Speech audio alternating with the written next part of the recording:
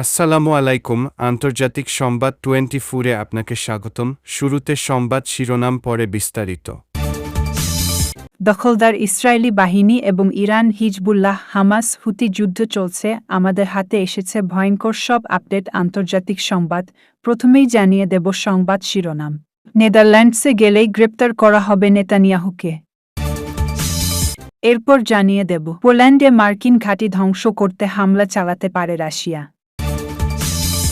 আরও জানিয়ে দেব যুদ্ধের অবসান ছাড়া কোনো বন্দি বিনিময় হবে না, বলেছে হামাস। দুটি ব্রিটিশ স্টর্ম শ্যাডো ক্ষেপণাস্ত্র ভূপাতিত করার দাবি রাশিয়ার। ভেটো দিয়ে ইসরায়েলকে বর্বরতার লাইসেন্স দিল ওয়াশিংটন, বলেছে ইরান। সর্বশেষ জানিয়ে দেব পরমাণু বোমা তৈরির শেষ ধাপে ইরান। এতক্ষণ শুনছিলেন সংবাদ শিরোনাম, এবারে বিস্তারিত। তবে অনুরোধ থাকবে ভিডিওটিতে একটি লাইক করবেন এবং কমেন্ট করে জানিয়ে দেবেন কোন জেলা থেকে বা কোন স্থান থেকে আমাদের ভিডিওটি দেখছেন। নেদারল্যান্ডসে গেলেই গ্রেপ্তার করা হবে নেতানিয়াহুকে। ইসরায়েলের প্রধানমন্ত্রী বেনিয়ামিন নেতানিয়াহুর বিরুদ্ধে গ্রেপ্তারি পরোয়ানা জারি করেছে আন্তর্জাতিক অপরাধ আদালত আইসিসি। এই সিদ্ধান্তকে সম্মান জানিয়ে নেদারল্যান্ডসের পররাষ্ট্রমন্ত্রী বলেছেন, নেতানিয়াহু নেদারল্যান্ডের মাটিতে পা রাখলেই তাকে গ্রেপ্তার করা হবে। স্থানীয় সময় বৃহস্পতিবার 21 নভেম্বর পার্লামেন্টে পররাষ্ট্রমন্ত্রী ক্যাসপার ভেল্ডক্যাম্প এ কথা বলেন। নেতানিয়াহু ছাড়াও ইসরায়েলের সাবেক প্রতিরক্ষামন্ত্রী ইজোয়াব গ্যালান্ট ও হামাস নেতা মোহাম্মদ দেইফের সঙ্গেও নেদারল্যান্ডস কোনো অপ্রয়োজনীয় যোগাযোগ করবে না বলে জানিয়েছেন ভেল্ডক্যাম্প। তিনি বলেন, নেদারল্যান্ডস রোম সংবিধির সঙ্গেই থাকবে। আন্তর্জাতিক অপরাধ আদালতের রোম সংবিধি হল একটি চুক্তি।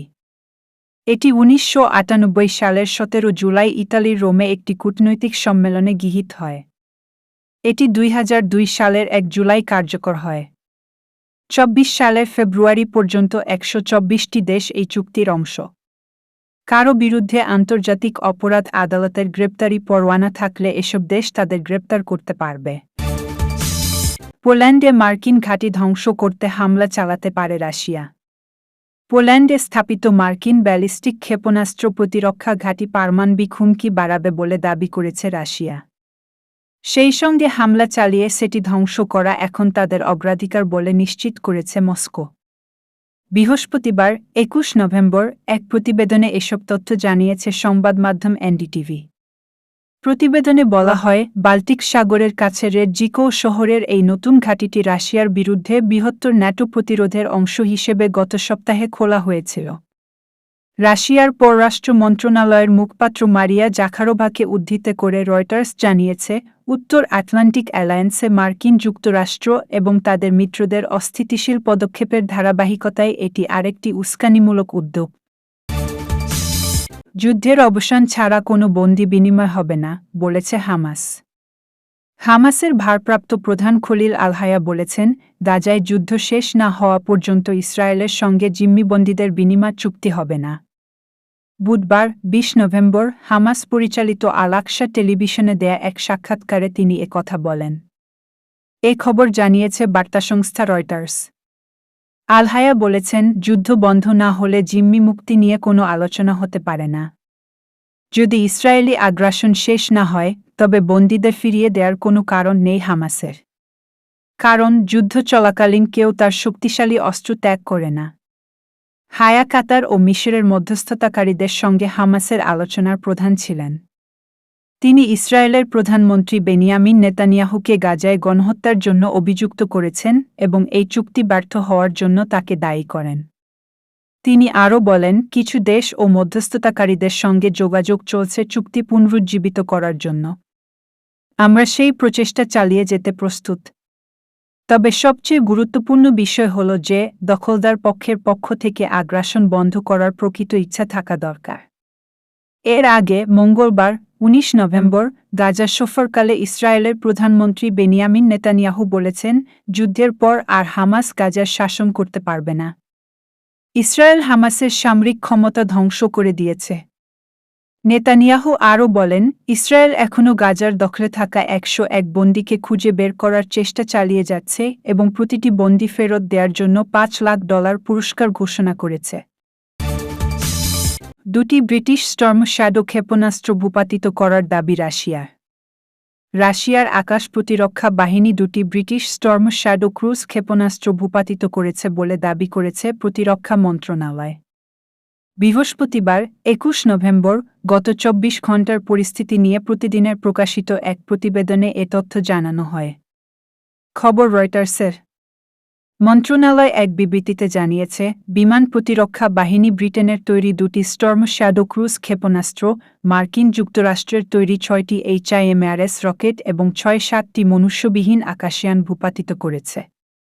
বুধবার ২০ নভেম্বর রুশপন্থী সামরিক ব্লগাররা টেলিগ্রামে স্টর্ম শ্যাডো ক্ষেপণাস্ত্রের ধ্বংসাবশেষের ছবি পোস্ট করেছেন। তাদের দাবি, ধ্বংসাবশেষগুলো রাশিয়ার কুরস্ক অঞ্চলের মারিনো গ্রামে পাওয়া গেছে। তবে রাশিয়ার প্রতিরক্ষা মন্ত্রণালয় বৃহস্পতিবার এ বিষয়ে বিস্তারিত কোনো তথ্য প্রকাশ করেনি। ভেটো দিয়ে ইসরায়েলকে বর্বরতার লাইসেন্স দিল ওয়াশিংটন, বলেছে ইরান। ফিলিস্তিনের অবরুদ্ধ গাজা উপত্যকায় ইহুদিবাদী ইসরায়েলের বর্বরতা ও গণহত্যা বন্ধ করার জন্য যুদ্ধবিরতির অনুরোধ জানিয়ে তোলা একটি প্রস্তাবে ভেটো দিয়েছে আমেরিকা। মার্কিন সরকারের এই পদক্ষেপের কঠোর নিন্দা এবং সমালোচনা করেছে ইসলামী প্রজাতন্ত্র ইরান। তেহরান বলেছে, আমেরিকার এই পদক্ষেপ অত্যন্ত দুঃখজনক এবং মধ্যপ্রাচ্য অঞ্চলে ইহুদিবাদী ইসরায়েল যে রক্তক্ষয়ী আগ্রাসন ও গণহত্যা চালাচ্ছে তার জন্য আমেরিকার এই ভেটো লাইসেন্স হিসেবে কাজ করবে। ইরানের পররাষ্ট্র মন্ত্রণালয়ের মুখপাত্র ইসমাইল বাকাই আজ, বৃহস্পতিবার, সামাজিক মাধ্যম এক্স পেজে দেয়া এক পোস্টে এসব কথা বলেছেন। জাতিসংঘ নিরাপত্তা পরিষদে তোলা ওই প্রস্তাবে আমেরিকার ভেটো দেওয়ার কয়েক ঘণ্টা পর ইসমাইল বাকাই এই পোস্ট দিলেন। নিরাপত্তা পরিষদের ১৫ সদস্যের মধ্যে ১৪টি সদস্য দেশ যুদ্ধবিরতির প্রস্তাবের পক্ষে ভোট দিয়েছিল, কিন্তু আমেরিকা তাতে ভেটো দেওয়ার কারণে প্রস্তাবটি পাস হতে পারেনি। সূত্র পার্স টুডে। পরমাণু বোমা তৈরির শেষ ধাপে ইরান। কিছুদিন আগেই ইসরায়েল দাবি করেছিল, ইরানের পরমাণু বোমা তৈরির সক্ষমতাকে ধ্বংস করে দিয়েছে তারা। গেল ২৬ অক্টোবর তেহরানে এক হামলায় ইরানের গোপন এক পরমাণু গবেষণা কেন্দ্র ধ্বংস করার দাবি করেছিল ইসরায়েল। দেশটির কর্মকর্তাদের দাবি, হামলায় ইরানের পরমাণু কর্মসূচি বড় ধাক্কা খেয়েছে। ইসরায়েলের সেই দাবি উড়িয়ে দিয়ে ইরান বলেছিল, তাদের পরমাণু কর্মসূচির কোনো ক্ষতি হয়নি। সব কিছু আগের মতোই আছে। এবার জাতিসংঘের পরমাণু পর্যবেক্ষণ সংস্থা IAEA এর প্রকাশিত রিপোর্টে দাবি করা হয়েছে, নির্ধারিত সীমা ছাড়িয়ে ইউরেনিয়ামের মজুদ ব্যাপকভাবে বাড়িয়েছে ইরান। ওই প্রতিবেদনে বলা হয়েছে, ৬০% বিশুদ্ধ ১৮২.২ কিলোগ্রাম ইউরেনিয়াম জমা করে ফেলেছে ইরান। পরমাণু বোমা তৈরির পথে অনেকখানি এগিয়ে গিয়েছে মধ্যপ্রাচ্যের ইরান। পরমাণু অস্ত্র নির্মাণে প্রয়োজন ৯০% বিশুদ্ধ ইউরেনিয়াম। অর্থাৎ পারমাণবিক বোমা তৈরির শেষ পর্যায়ে পৌঁছে গিয়েছে ইরান। আগস্ট মাসে প্রকাশিত এই প্রতিবেদনের পর আরও ১৭.৬ কেজি ইউরেনিয়াম জমা হয়েছে বলে জানা গেছে। IAEA প্রতিবেদনের দাবি করা হয়েছে, ২০১৫ সালে পরমাণু চুক্তিতে নির্ধারিত সীমার চেয়েও ৩২ গুণ বেশি বেড়েছে ইরানের ইউরেনিয়ামের মজুদ। পরমাণু শক্তিধর হয়ে উঠতে দীর্ঘদিন ধরে গোপনে প্রস্তুতি চালাচ্ছিল ইরান। যদিও ইরান বলে আসছিল, তাদের পরমাণু কর্মসূচি শান্তিপূর্ণ। পারমাণবিক বোমা তৈরিকে তারা সমর্থন করে না। তবে গাজায় ইসরায়েলি আগ্রাসন এবং ইরানের উপর হামলায় পরমাণু নীতিতে পরিবর্তন আনার হুঁশিয়ারি দেয় তেহরান। ইরানের পরমাণু কর্মসূচিতে লাগাম টানতে ২০১৫ সালের দেশটির সঙ্গে চুক্তি করেছিল আমেরিকা, ব্রিটেন, ফ্রান্স, চীন, রাশিয়া এবং জার্মানি। তবে একাধিক দেশের সংঘাতের জেরে শেষ পর্যন্ত এই চুক্তি সাফল্যের মুখ দেখেনি। ট্রাম্প প্রেসিডেন্ট নির্বাচিত হবার পর ২০১৮ সালে চুক্তি থেকে বেরিয়ে যায় আমেরিকা। এরপর থেকে গোপনে পরমাণু অস্ত্রভাণ্ডার বাড়িয়ে চলেছে ইরান। পশ্চিমা আহ্বানকে উপেক্ষা করে নতুন কোনো চুক্তির বিষয়েও আগ্রহ দেখায়নি ইরান। উল্টো জানিয়ে দেয়, পারমাণবিক কর্মসূচি নিয়ে নতুন চুক্তিতে যাবে না তেহরান। এই পরিস্থিতিতে জাতিসংঘের প্রতিবেদনে অশনি সংকেত দেখতে পশ্চিমারা। বিশেষজ্ঞদের আশঙ্কা, ইরান যদি কোনোভাবে পরমাণু শক্তিধর রাষ্ট্রে পরিণত হয়, সেক্ষেত্রে শুধু মধ্যপ্রাচ্যই নয়, বৈশ্বিক শক্তির ভারসাম্য নষ্ট হতে পারে, যার প্রভাব সরাসরি পড়বে ইসরায়েলে। কারণ এই দেশটি ইরানের সবচেয়ে বড় শত্রু। সাম্প্রতিক যুদ্ধ পরিস্থিতিতে ভয়াবহ হবার আশঙ্কাও করা হচ্ছে।